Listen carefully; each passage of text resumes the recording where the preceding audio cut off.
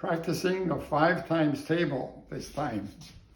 Okay, we'll look at the first one. It's done for you, so you should know what happens. Addition, multiplication. So adding, this will be 14m. And 5 times 9 is 45. And m times m is m squared. Now the next one, I'm adding, I have to get 2, so I need a negative number this time, so it'll be negative 3. Okay, so 3 and 2, there's 5, that looks good. Okay, oh, but it's negative, so that's no good, so I have to change the number. How about 7? 5 and negative 7, negative 2. That makes more sense. And 5 times 7, the same thing again, so that's an accident thing. It'll be minus 35. See one negative, keep it.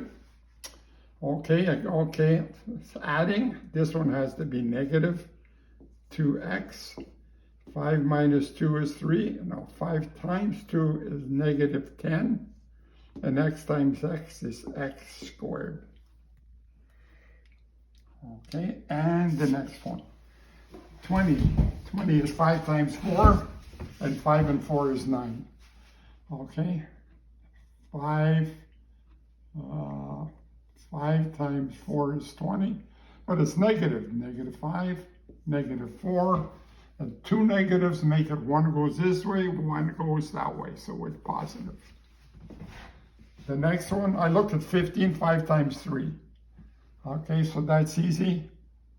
5 times 3, that's not very clear. But this is negative, so this has to be negative. Let me move it over. Negative 3. 5 minus 3 is 2. M and M. And over here, 5 times 3 is 15, and see one negative, keep it. M times M is M squared. Okay, and the last one. I look at 13, and what am I going to do? I look at 45 times 8. Okay, 5 times 8 is 40. It's negative, so minus and minus makes negative, and 2 negatives makes a positive 40. 36 times 5. 6 times 5. And it's negative, but this is positive, so this has to be negative, so that becomes positive. X and X. 6 minus 5 is 1x. And 6 times 5 is 30. See one negative, keep it. The biggest problem is to remember your signs.